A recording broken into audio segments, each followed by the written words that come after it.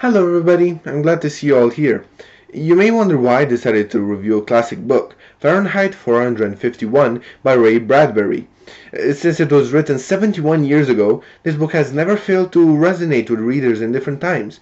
What I'm trying to do is to find out how this book is relevant today, but not in the way you might expect. In 1932, Ray Bradbury, who was 12 at the time, stumbled over Mr. Electrico, a carnival magician, who touched his nose and said, "Live forever." The eccentric magician was convinced that the boy was the reincarnation of his best friend who had died in the First World War. Years later, Bradbury stated, "A few days later, I began to write, full time. I have written every single day of my life since that day." I find it interesting that one of the most creative minds of the 20th century was fueled by such a unique experience.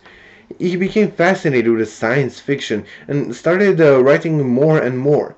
The title of his first collection of short stories, published in 1941, was Dark Carnival, and it makes sense considering his meeting with Mr. Electrico. Most of his work was fantasy, horror, and mysteries, and his creativity bloomed in different arts: poetry, screenplay, writing, and design. He said, "I use a scientific idea as a platform to leap into the air and never come back," which is quite a nice quote.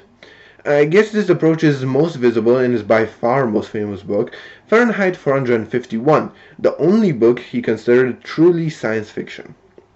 Guy Montag is a middle-aged man who is trying to blend in the dystopian world created by news outlets and TV propaganda. He's a fireman and he lives an eventless life with his wife Mildred, who spends all her time with her television family.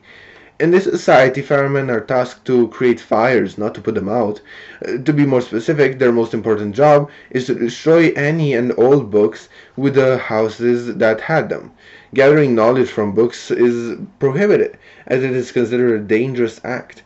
Montag follows these orders without questioning them until he meets his young neighbor, Clarice, who is a secret reader. Every time they meet, Clarice asks him simple questions that gradually undermine Montag's view and understanding of society. There are multiple versions of the cover, but the one I read had this one. I find it a clever way to introduce the main idea of the novel. Although scientifically inaccurate, the title Fahrenheit 451 indicates the burning point of paper, and the book/matchbox suggests just that. The color palette also indicates some sort of doomsday, reminding us of darkness, light, and flames. The theme of this book is up for debate. Many people think that it criticizes excessive censorship, especially since it was written after World War II, when Nazis burned books that were judged to be dangerous and against their ideas. Personally, I believe it is mostly about the impact of technology on our lives. My opinion is justified by the story Ray Bradbury shared after publishing his novel. He had thought that the reality he described in this book would develop in 4 or 5 decades. However, a few months after the publication of the novel, he saw a couple taking their dog for a walk. While the man was enjoying the stroll in nature, the woman was holding a small radio and was listening to it using an earpiece, a novelty at the time. The author was appalled by how absorbed the woman was, almost sleepwalking and oblivious to the presence of her husband and dog. He was stunned as he could see his fiction becoming reality under his eyes. Ray Bradbury's main concern when writing this book was the influence of television on literature and free thinking. In today's day and age, his vision is quite accurate, but the context differs. In September 2023, Amazon decided to limit the number of books that authors can self-publish to 3 a day.